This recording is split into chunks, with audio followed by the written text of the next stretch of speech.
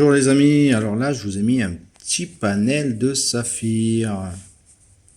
Alors tout ça là c'est du saphir. Là ils sont noirs mais ils sont bleus en fait, hein. Sauf les deux là, ça c'est deux rubis. Mais c'est des corradons, c'est tous les mêmes. Donc c'est pour ça que j'ai mis tout ensemble. Alors aujourd'hui je vais vous parler, vu que vous aimez bien toutes les petites histoires que je vous raconte, je vais vous parler de mon parcours depuis le début pour vous dire que des fois, c'est pas parce qu'on a un style de vie ou qu'on est dans un certain domaine de vie que les portes ne sont pas ouvertes ailleurs. En fait, toutes les portes sont ouvertes, toutes les possibilités sont à portée de tout le monde. Moi, je pars du principe que si un imbécile est capable de faire ça, je suis capable de faire pareil. Et j'ai toujours été dans cette optique où toujours prouver aux autres qu'on peut toujours faire mieux que ce qu'on fait. Enfin bref. Moi j'ai grandi dans un petit dans l'est de la France, donc dans ce qu'on appelle le Grand Est, pas trop loin d'Alsace, dans un petit quartier. Donc je traînais la plupart du temps, mon adolescence c'est quoi? C'est traîner en bas du bloc. Fumer des joints, tu vois bien quoi, petit jeune de quartier, hein, survêt, casquette, petit branleur comme diraient certains.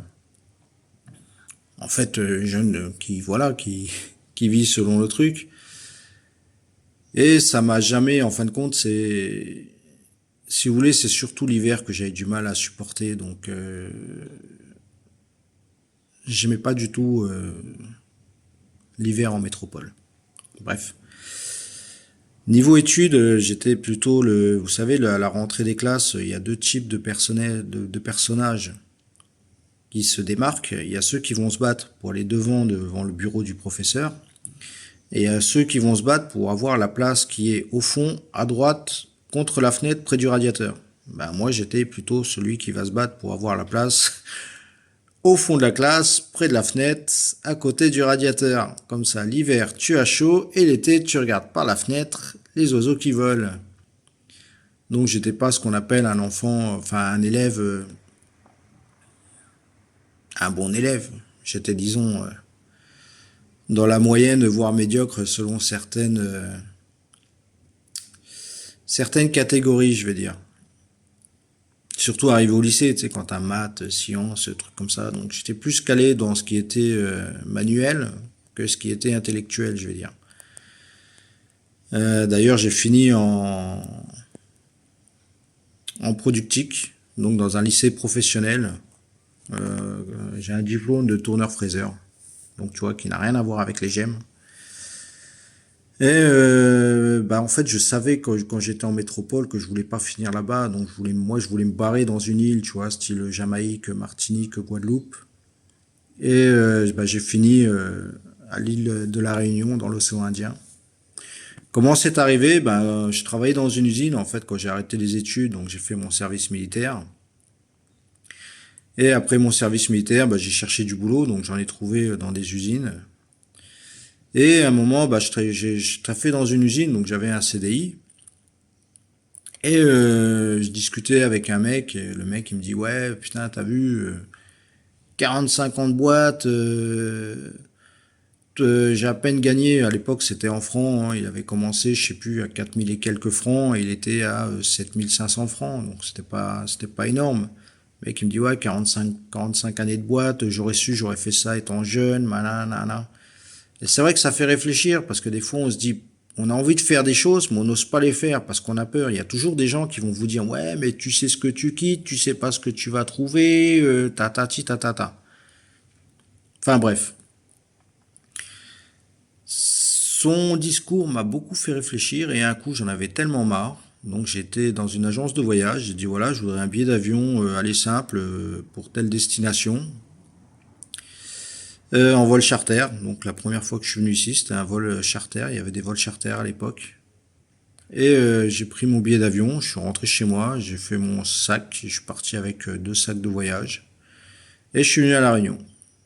Donc quand je suis venu à La Réunion, je me suis viandé une fois. Je suis resté 2 mois, je suis reparti en métropole. Parce qu'en fait, j'avais mal géré le truc, je vais dire. J'étais parti un peu à la va-vite comme ça. Mais je regrette pas parce que ça m'avait donné, en fin de compte, si vous voulez, vu que j'avais jamais voyagé, ça m'avait donné l'idée, en fin de compte. Donc je suis reparti en métropole 1 an et demi. J'avais retrouvé un CDI, c'était un contrat en Haute-Savoie. Et là, je suis tombé à peu près sur le même oiseau. Vous voyez, des fois, le destin, en fin de compte, il vous montre des chemins, il essaye de vous expliquer des choses et c'est à vous de les comprendre, en fait. Et là, je tombe à peu près sur le même oiseau qui me dit, ouais, putain, ça fait 20 ans que j'ai signé un contrat chez eux. En fait, le mec, il se faisait chier, quoi. Je gagnais bien, j'étais contrôleur en sortie de chaîne, je sais plus, j'étais à 8000 et quelques francs. Ouais, bon petit paquet à l'époque quand même. Et le mec il me dit ouais, tu vois, je le vois dépressif, déprimé, qui regrette sa vie, qui en a marre en fait, il en a marre de la vie tout court, le bordel quoi. Et là, ça m'a fait encore réfléchir. Donc putain, je me dis ah j'étais con de partir en fait. Et ce qui fait que bah, j'ai retravaillé. J'ai quitté ce boulot pour retourner dans une autre région. J'ai bossé pendant 1 an et demi en intérim. Et dès que j'ai fini mon intérim, j'ai reparti direct sur l'île de la Réunion. Et là, ça fait plus de 15 ans que j'y suis, quoi. Donc, vous voyez, des fois, c'est pas parce qu'on vit un échec qu'il faut abandonner. Et quand je suis arrivé ici, j'ai changé pareil. J'avais un pote en métropole, en fin de compte, son père, il avait une entreprise de construction. Et lui, il maniait, en fait, il a donné un coup de main à son père. Ça m'a toujours attiré en fait le métier de construction et quand je suis arrivé à La Réunion, eh ben, j'ai bossé dans la construction. Donc voilà. Donc j'ai commencé petit, hein, manœuvre, après j'ai monté des échelons, de manœuvre je passais ouvrier qualifié, d'ouvrier qualifié à chef d'équipe, de chef d'équipe à chef de chantier à gérant d'entreprise. Après il y a eu la crise gilet jaune, il y a eu tout ça là, donc beaucoup, tu brasses beaucoup d'argent. Mais il y a un truc que j'ai appris, c'est plus tu brasses de l'argent, plus tu cours sur l'argent en fait. Parce que plus tu brasses de l'argent, plus tu payes. Donc plus tu payes, plus tu as besoin d'argent. Plus tu as besoin d'argent, plus tu cours sur l'argent. Et en fait, c'est un cercle vicieux et tu t'en sors jamais, quoi. Ce qui fait que tu t'as plus de vie. Tu te lèves à 6 heures le matin, tu bosses du lundi au dimanche, t'arrêtes pas en fait. Hein. Tu vas voir les chantiers, tu travailles sur les dossiers, tu fais que ça, comptabilité, machin, tu regardes le travail du comptable, enfin, t'as plus de vie. À un moment, tu te dis, c'est bon, faut breaker, quoi, faut arrêter, hein. Sinon, il y en a, ils font des burn-out, comme on dit, hein. Et c'est là que je me suis dit, tiens, les pierres, en fait, les pierres, la bijouterie, ça m'a toujours intéressé. Et c'est là que j'ai commencé, en fin de compte, à acheter des bouquins sur la minéralogie, à lire des livres, à étudier, à chercher les fournisseurs. Et je vous relance sur la vidéo que j'ai fait sur mes débuts dans les pierres précieuses. Et aujourd'hui, vous voyez, j'ai un petit panel de saphir. Je suis peut-être pauvre, on va dire, de façon monétaire. Mais vous voyez là sur le petit plateau, je peux vous dire qu'il y a du potentiel financier. Donc en fait, j'ai moins de pièces dans la poche, mais j'ai plus de liberté et j'ai plus de plaisir à faire ce que je fais qu'avant. Donc c'est tout ça pour vous dire que dans la vie, en fin de compte, quand vous êtes dans un chemin qui ne vous convient pas, quand vous êtes dans une activité qui ne vous va pas, quand vous êtes à une place qui n'est pas faite pour vous, vous allez toujours avoir ce qu'on va dire des problèmes ou du souci ou du stress. Vous allez être pas bien en gros, vous voyez. Vous allez toujours avoir des problèmes qui vont venir ou vous êtes avec une mauvaise personne. Des fois, il y en a, même si vous êtes en couple, un truc comme ça, mais il y a toujours des embrouilles, toujours des problèmes, vous êtes avec ou du voisinage ou des choses comme ça. Ça veut dire que vous n'êtes pas à votre place. Et il y a des choses qui se passent dans la vie où est-ce que vous tombez sur des gens qui vont vous inciter à faire certaines choses où ils vont vous parler de ce que eux ils regrettent, et ça doit vous mettre en fait en vous une lumière, ça doit vous faire réfléchir, tout ça là. Et le meilleur conseil que j'ai à vous donner, c'est suivez votre instinct. Si votre instinct vous dit de faire ça, faites-le. Mais faites-le intelligemment. Ne le faites pas bêtement. Ne le faites pas sur des coups de tête. Réfléchissez bien, mais faites ce que vous avez envie de faire. Faites ce que vous sentez qui serait bien pour vous de faire. Et à partir de là, je pense que vous allez entrer dans une optique qui sera un peu plus meilleure mentalement dans votre vie, je veux dire. Après, si vous êtes déjà dans cette optique, pas besoin, hein, mais des fois, quand je lis des commentaires ou que des personnes viennent me parler, je vois que ils ont envie de quelque chose. En fin de compte, il y a des gens, ils ont envie de quelque chose, mais ils osent pas. Vous voyez? C'est comme le mec qui a envie d'être indépendant, mais il sait pas comment faire, il sait pas où aller. Et qu'est-ce qu'il va faire? Il va se mettre indépendant et il va signer un contrat chez Uber Eats. Et, et il va rentrer dans un truc d'exploitation, de choses comme ça. J'ai rien contre les livreurs Uber Eats, hein, mais quand vous vous lancez indépendant, c'est pour avoir une liberté, je vais dire, de temps et financier. C'est pas pour être exploité. Vous voyez les trucs d'application là que je vois, il y en a plein. En fait, les plus malins dans cette histoire, c'est ceux qui font les applications. Eux, ils font les applications, après ils vont faire travailler des gens qui vont devoir se mettre indépendants pour travailler pour ces applications-là.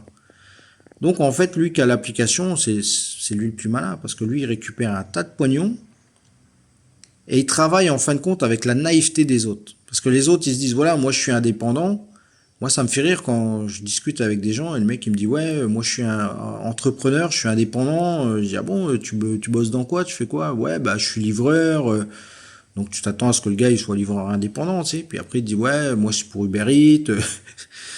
Et là tu te dis, ouais, bah, c'est bien mec, tu vois. T'arrives à faire quoi de chiffre d'affaires à peu près le mois? Ouais, bah si ça marche bien, ouais, je peux monter à 1005, 1002. Ouais, bah tant pis. Si t'es heureux comme ça, c'est bien quoi. Et tu vois, le mec en fait, il a aucune idée quoi. Enfin bref. Moi, si je veux être livreur, je fais ma boîte de livraison, je me prends une moto, je mets un truc et puis je fais coursier, vous voyez. Mais indépendant, à moi-même. C'est moi qui fais mes tarifs, c'est moi qui fais mon truc, c'est moi qui fais mon taf, quoi. Je veux pas me mettre indépendant et après être dépendant d'une application ou d'un chose comme ça, tu vois. Parce que des fois, tu tombes sur des clients,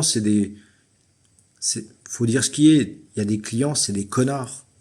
Tu vois, ils vont te mettre un pouce vers le bas ou ils vont dire que t'es pas bon et puis l'application, elle va te mettre de côté, elle va pas t'appeler souvent, machin, donc tu vas perdre du chiffre d'affaires et puis après tu vas te retrouver dans des emmerdes pas possibles.